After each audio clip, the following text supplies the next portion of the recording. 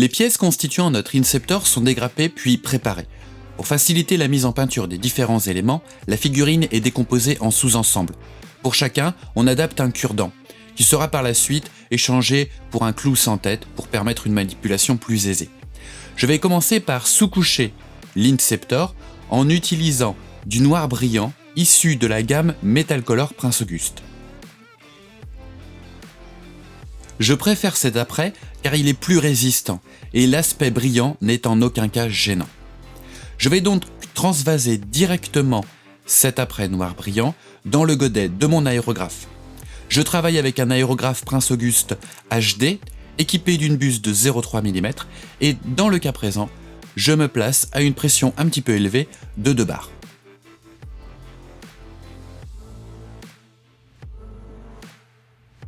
Je commence par m'assurer que tous les interstices sont bien ombrés avec du noir, notamment les zones difficiles d'accès, puis je recouvre l'ensemble de la figurine pour avoir une couche bien homogène.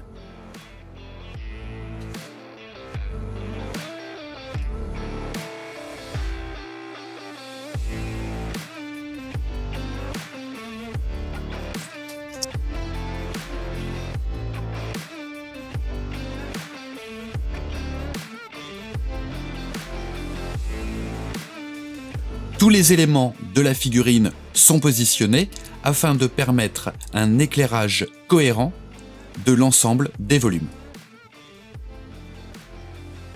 Je commence avec un jaune d'or Prince Auguste Games. Il s'agit d'une peinture au pinceau, mais avec le diluant, elle va très bien passer sur l'aérographe. J'ajoute donc autant de diluant que de peinture et je mélange bien l'ensemble dans un petit récipient. Je viens disposer ma peinture dans le godet de mon aérographe. Celui-ci est toujours équipé d'une buse de 0,3 mm et ma pression reste stable à 2 bars.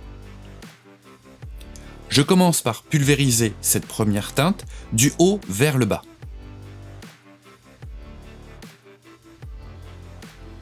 L'objectif est que les zones qui sont inaccessibles à la lumière demeurent noires ou très foncées.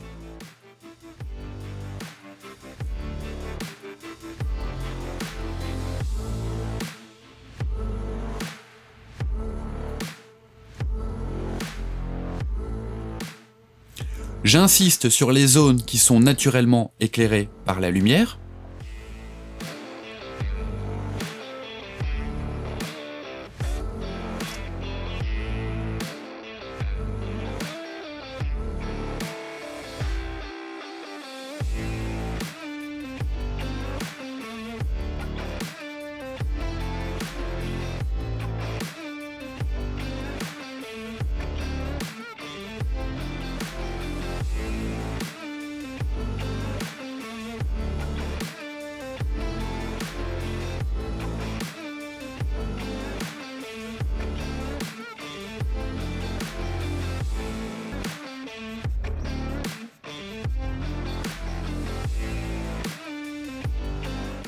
Cette première couche de jaune passée à l'aérographe commence à mettre les volumes en avant.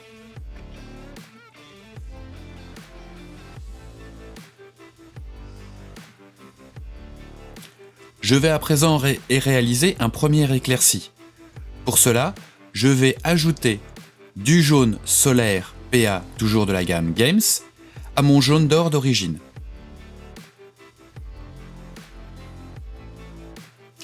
Je mélange bien ces deux couleurs et je n'oublie pas de venir ajouter du diluant. Mon taux de dilution est environ de 50%, c'est-à-dire une part de diluant pour une part de peinture. En règle générale, j'ajoute toujours un tout petit peu plus de diluant. Je place ce mélange dans le godet de mon aérographe avec mon pinceau. Je diminue un petit peu la pression à l'aide de la molette de réglage qui se trouve sur mon aérographe et je fais des essais directement sur mon ongle pour m'assurer que la pulvérisation est correcte. Je peux maintenant commencer à venir marquer les éclaircies en traitant des zones de plus en plus réduites.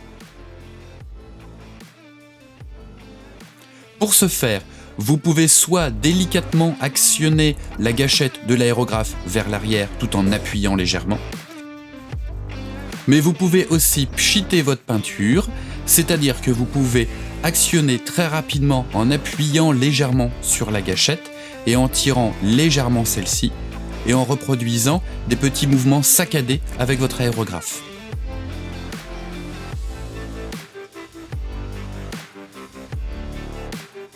Les passages de peinture sont successifs, on ne cherche pas à marquer un éclairci bien net en un seul passage. L'objectif est de construire l'éclairci progressivement par couches successives.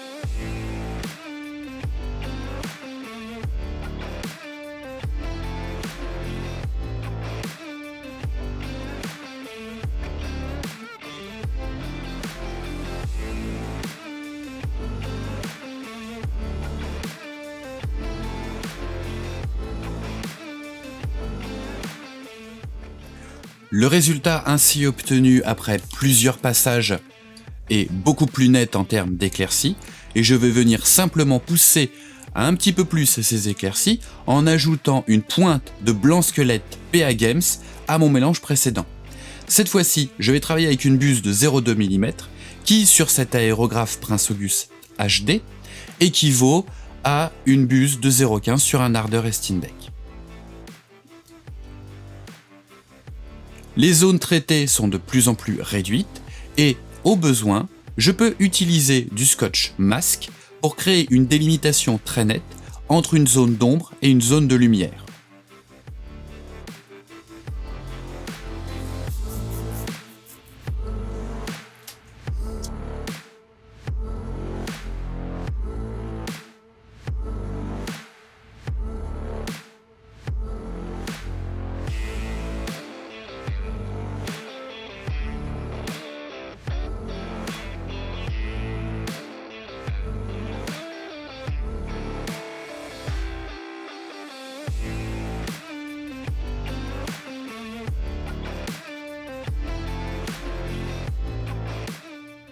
Certaines zones peuvent être compliquées à masquer avec du scotch.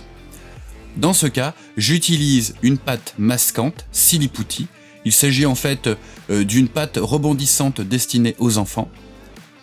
Elle présente l'avantage de pouvoir se modeler à souhait et elle n'adhère pas sur les surfaces, contrairement au Blu Tack qui peut éventuellement laisser des traces graisseuses.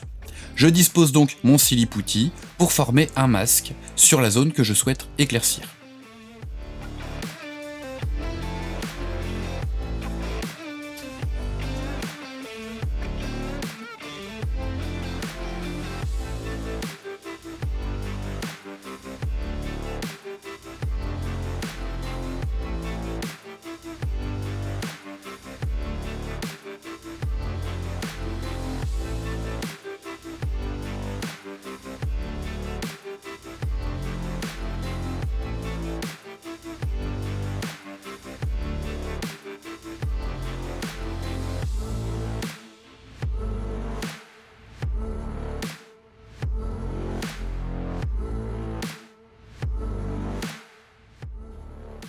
Si vous trouvez que les transitions sur vos dégradés ne sont pas assez fines, assez progressives, il est possible de venir adoucir l'ensemble avec un glacis qu'on peut passer à l'aérographe. Pour cela, je vais utiliser du jaune solaire que je vais diluer avec de la lasure moyen qui est en fait un médium à glacis de chez Prince Auguste. J'ajoute au moins 2 parts de lasure moyen, c'est-à-dire de médium à glacis, pour 1 part de peinture. Et je viens ensuite pulvériser, toujours avec mon aérographe, avec ma buse de 0,3 à 2 bars, je viens pulvériser ce mélange pour adoucir mes transitions et venir rajouter un petit peu de nuance de jaune sur mes éclaircies ultimes. Si tu aimes mes vidéos et que tu veux en voir plus, je te conseille de t'abonner à ma chaîne YouTube Chronique du Blindage en cliquant sur le bouton Subscribe et en actionnant la petite cloche pour être averti dès qu'un nouveau tuto, une nouvelle revue de détails, de montage ou même un banc d'essai sera mis en ligne. C'est encore gratuit, donc profites-en. Tu peux aussi suivre mes palpitantes aventures sur Facebook, @Chronique du Blindage, ainsi que sur Instagram, #ElDiaboloEmilien. Je te dis à bientôt pour de nouvelles aventures!